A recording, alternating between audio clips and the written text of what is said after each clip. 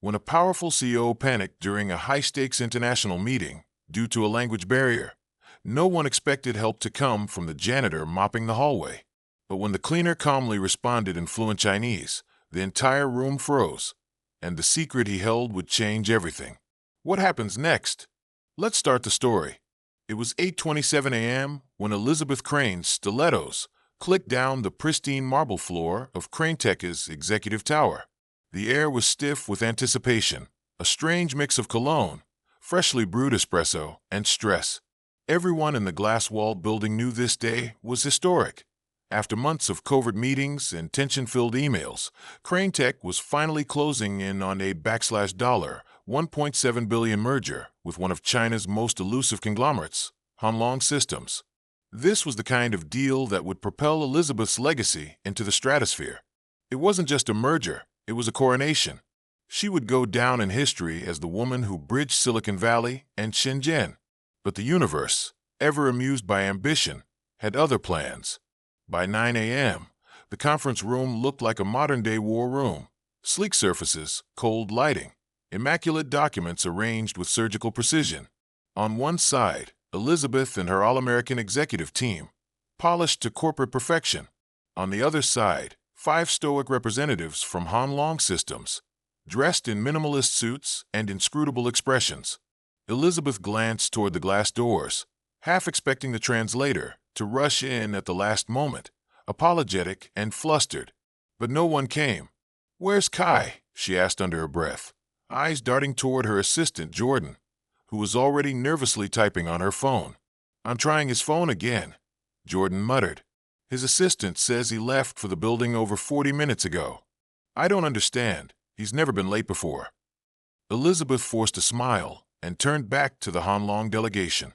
The CEO, Mr. Zhang Wei, gave a polite nod. She returned it, trying to disguise the internal freefall taking place behind her carefully composed face. The clock ticked to 9:04. Every second felt like a spotlight on her lack of preparation. Elizabeth had climbed every corporate ladder with calculated precision. Harvard, Goldman, then Tech. She didn't make mistakes. This merger was meant to be her crescendo, not her catastrophe. She cleared her throat and started with what she could. "Mr. Zhang," she said slowly, politely, hoping he might speak English. "We're honored by your presence here today. The potential partnership between our two companies." Zhang held up a courteous hand and gave a small bow. Then he turned to a younger associate beside him and said something softly in Mandarin. The associate leaned forward and, in halting English, replied, "Mr. Zhang no speak English. He wait translator." Jordan's phone buzzed violently. She read the message and turned pale. "Oh my God," she whispered. "They found Kai's car abandoned near Pier 39. No sign of him. Just gone."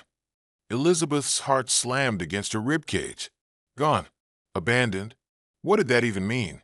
She looked around the room, a frantic scan of faces. "Does anyone here speak Mandarin?" she asked, louder than she meant to. Silence. The kind of silence that drains the blood from faces and churns stomachs. The kind that could ruin careers. That's when they heard the gentle swish of a mop in the hallway. At first, no one noticed it. After all, CraneTech's offices were cleaned constantly, almost invisibly, by a small janitorial crew contracted through a third party.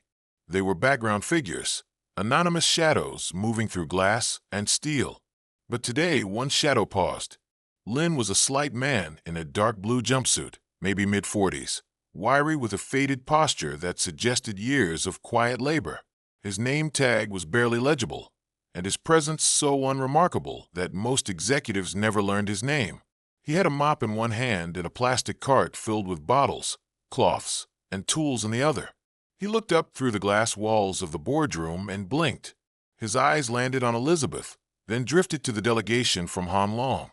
And then something shifted. He gently set the mop aside and walked toward the door. Jordan stepped forward, alarmed. "Sir, I'm sorry, we're in a private. I speak Mandarin," Lin said, his voice calm and clear. "And Cantonese. And Hokkien. A bit of Shanghainese too, if that's needed." The room froze. Elizabeth turned fully toward him. "You, what did you just say?" "I can translate," Lin repeated. If you'll allow me. There was a pause, brief but thunderous in its implication. Here, in the middle of a corporate meltdown, a janitor had just offered to save the most important meeting of Elizabeth Crane's life. She blinked. "You're serious?" "I am," he said, stepping inside as if it were the most natural thing in the world. Elizabeth didn't have time to debate. "Fine. Translate." Lin walked to the head of the table, bowed respectfully to Mr. Zhang, and began speaking. The shift in the room was immediate. Zhang's eyes lit up, his posture relaxed, and the other delegates exchanged relieved glances. They responded in fluent, rapid Mandarin, and Lin translated with astonishing accuracy and subtle nuance. He didn't just repeat words. He carried emotion, tone, rhythm. It was like watching a seasoned diplomat at work. The merger talks resumed, fluid, confident, efficient. Elizabeth adjusted quickly, feeding Lin responses, which he translated with professional grace. By 10:30 a.m., the tension had dissolved. Zhang even laughed at one of her business anecdotes. Lin's timing, tone, and even pauses were perfect. And yet, something about him nagged at her. Not his accent, it was flawless. Not his demeanor, it was respectful, almost regal. But how did a janitor come to speak Mandarin like a native, with fluency that bordered on academic precision? As the meeting drew to a close, Zhang rose and offered Elizabeth a firm handshake. Incredible hospitality, Lin translated, and an extraordinary interpreter. "Please tell him the honor was mine," Elizabeth said, shaking his hand, "and thank him for his patience." Zhang smiled and nodded, clearly pleased. The delegation filed out smoothly, discussing logistics for the next meeting. Only after they'd left did Elizabeth finally exhale. She turned to Lin, who stood quietly with his hands folded in front of him, like a monk waiting for permission to disappear. "Who are you?" she asked. He gave a polite smile. "Just the janitor." "No," she said, narrowing her eyes. "You're not. Where did you learn Mandarin like that?" "I was born in Fujian province," he said. "I studied language and political science at Nankai University. Then I moved here. But that was a long time ago." "You speak better than the translator we hired," Elizabeth said. "Why are you pushing him up?" Lin looked down, as if embarrassed. Life takes strange turns. Elizabeth studied him for a long moment. Then she turned to Jordan. "Have HR pull his file." Jordan blinked. "Ma'am." "Now." Lin bowed. "I should return to my duties." "No," Elizabeth said. "You're staying right here." He nodded, but said nothing. 20 minutes later, Jordan returned, pale again, but not from panic this time. From confusion. "There's barely anything on him," she said, handing Elizabeth a thin file. "He started here 8 months ago. No education listed. Previous jobs include handyman, kitchen prep, warehouse inventory. But get this, his references are all vague. No phone numbers. Just letters. Initials." Elizabeth's eyes scanned the file. Something wasn't right. "Lin," she said slowly, "would you be willing to come back tomorrow and translate again? We've got 2 more rounds of negotiations before this is final." He nodded. "Of course. For now," she said, standing. "You're not a janitor anymore." And just like that, Lin was promoted, unofficially and instantly, from janitor to the most critical employee in Crane Tech. But what Elizabeth Crane didn't know, and what no file could show, was that Lin was far more than a translator, and his presence at Crane Tech was not a coincidence. It was a mission, one that had just entered its most dangerous phase. The Crane Tech offices had never felt quite so alive. Following the breakthrough negotiations, Elizabeth Crane made sure Lin was provided with a quiet, window-lined office on the 14th floor, complete with ergonomic furniture, a sleek laptop, and a nameplate hastily printed and slid into a holder that still smelled of fresh plastic. In just under 24 hours, Lin had gone from pushing a mop to being the central figure in a billion-dollar international deal. To the outside world, it looked like a Cinderella story for the corporate age. Humble janitor saves powerful CEO, stuns foreign executives, and reveals a hidden intellect beneath the blue jumpsuit. Internally, Elizabeth had already called 3 board members and pitched the media strategy. Human brilliance hidden in plain sight, corporate diversity win, a future training program inspired by Lin's unique trajectory. But there were cracks, tiny ones that Elizabeth, in her hunger for victory, had not noticed. Lin never spoke about his past beyond vague brushstrokes. He arrived and left silently, always on time, always clean, but kept his office almost empty, personal effects entirely absent. Even his handwriting, she noticed, was beautiful but strangely old-fashioned, like calligraphy from another century. Jordan, ever curious and more cautious than her boss, started looking into it herself. She cross-referenced Lin's job history and found inconsistencies. His work at a logistics company didn't match payroll records. His supposed prep work at a kitchen in Oakland, no trace of him there either. The janitorial agency that placed him at Crane Tech? A shell firm dissolved 2 months prior. And then there was the elevator footage from the day of the meeting. Jordan had gone back to see Lin's entrance and noticed something jarring. He'd come into the building at 6:08 a.m., but he hadn't taken any supplies with him. No mop, no cart, nothing. The cleaning gear he used appeared near him around 8:45 a.m., just before he walked by the conference room.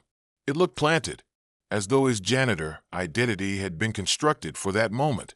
Jordan didn't tell Elizabeth yet, partly because she wasn't sure what it meant, and partly because the board was already drunk on Lin's genius. Investors were excited. The merger was sailing forward, and Lin had just been appointed interim director of cross-cultural affairs. He received a press release. A photo. A headline. Crane Tech's unexpected hero. Lin took the attention with measured humility. He smiled when appropriate, bowed slightly when photographed, and never accepted interviews. When pressed, he simply said he preferred to serve quietly. This only made the media adore him more. But behind that gentle demeanor was a man managing a storm. At night, he returned to a small apartment in Chinatown, one with no name on a mailbox and no personal items inside. It was more bunker than home. In the far corner sat an encrypted laptop and a locked steel case. He opened the laptop only after double-checking the blinds and ensured his phone was powered down and inside a Faraday pouch. Inside the case were documents in Mandarin, stamped with old government seals and symbols worn by time. Lin wasn't his real name. At least, not anymore. Years ago, in another life, he had been Liang Zhihao, a mid-level intelligence officer within a highly secretive division of China State Security Bureau, focused on international economic surveillance. He had been trained not only in language, but in adaptation, observation, manipulation. He had defected in 2012 under circumstances still not fully understood, even by the agency he once served. Some believed he'd gone rogue during a mission in Vienna. Others thought he had been sent abroad and simply never returned. Only Liang himself knew the truth. And now, sitting inside Crane Tech's inner sanctum, he was playing his most dangerous role yet. The Hanlong delegation wasn't just a business partner. Their CEO, Zhang Wei, was formerly a senior tech officer with close ties to the Ministry of Industry and Information Technology. Beneath the layers of business jargon, this merger was part of a long-term strategic play for data access, algorithm licensing, and low-level penetration of American tech firms. Elizabeth didn't know it, but Crane Tech's proprietary predictive analytics engine was the real target. Liang knew, because once upon a time, he had written part of the doctrine for exactly this kind of move, and now he was inside the system built to resist it. The tension in his chest grew daily. He liked Elizabeth. She was intelligent, focused, even noble in her aspirations, but she was also blind to the deeper stakes. Every time she brought him into another private meeting, every time she asked for his opinion on cultural nuances, she unknowingly walked him closer to a line he could not uncross. Worse still, someone had recognized him. It came in the form of a message, slipped under his apartment door. No signature, no return address, just a line in simplified Chinese. A lion pretending to be a house cat eventually roars. He stared at it for an hour. Only 3 people in the world would know that line. One was dead. One was imprisoned in Kunming. The third was here, somewhere, watching. Meanwhile, Elizabeth continued preparing for the final phase of the merger, a full-day summit at Crane Tech's private campus in Napa Valley. She insisted Lin attend. "They trust you," she told him. You're the reason this is even happening." He tried to refuse, politely. "The contract is your success, not mine." But she wouldn't let him vanish. She even assigned Jordan to accompany him throughout the event, citing logistics, but really because she wanted someone she trusted close to him. Jordan was reluctant, but curious. And when she saw Lynn pack nothing for an overnight trip, no clothes, no toiletries, no laptop, her instincts flared again. On the first night in Napa, Jordan cornered him near the fire pit after a long day of meetings. "You ever going to tell us who you really are?" she asked, half joking. Lynn smiled. "I'm exactly what I appear to be." "No," she said. "You're not. You're too precise, too measured. Even your silences are choreographed. You're either a spy, a ghost, or a genius on the run." He looked at her for a long moment, perhaps all three. Jordan blinked, surprised by the honesty. Or was it misdirection? She couldn't tell. Later that night, Lynn sat alone in the garden near the campus library. He pulled the note from his pocket again. A lion pretending to be a house cat. It wasn't just a warning. It was a challenge, a call to arms. Someone wanted him to reveal himself. Someone who remembered what he was before the mop and gloves. He needed to find out who. He needed to decide whether to disappear again or finally fight back. Because while Elizabeth Crane saw a translator and Crane Tech saw a hero, the truth was that Lynn hadn't come to rescue a deal. He had come to stop an invasion, and time was running out. The vineyard air of Napa Valley was cool and still the next morning, the kind of peaceful quiet that should have wrapped the Crane Tech summit in a warm, celebratory close. But for Lynn, the stillness was artificial, like the calm before a tactical detonation. He hadn't slept. He had spent the night cross-referencing facial recognition data on a secure line routed through 3 dummy networks, hoping to confirm his growing suspicion. Someone from his past, someone dangerous, was embedded in the summit, and they knew who he was. It wasn't a theory anymore. It was confirmed by the encrypted message he decrypted at 3:17 a.m., a string of digital code masked as standard server telemetry, intercepted from the Hanlong Systems executive's laptop. Buried within was a fragment of an old cipher known only to Chinese intelligence field operatives, a calling card, a ghost signature. It wasn't Zhang Wei. It wasn't the delegation. It was the liaison, posing as a cultural attaché, a man named Jun Tai, who had spoken barely 10 words since arriving and whose presence had seemed redundant.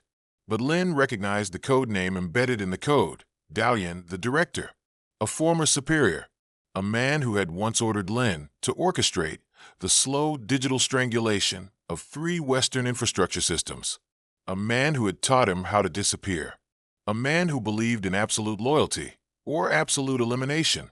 Jun Tai's presence changed everything. It meant Lin hadn't just been found. He was being hunted. And worse, Crane Tech itself had become the battlefield. The predictive algorithm Elizabeth had poured 5 years into AuroraNet was capable of revolutionizing supply chains, medicine, urban planning. But in the wrong hands, it could be reverse-engineered into a weapon to track dissidents, predict rebellion, suppress populations before a single protest erupted. Jun Tai wasn't here to sign a deal. He was here to secure the keys to that future. Elizabeth was walking into a trap with a smile on her face, and Lin had no choice now but to break his silence.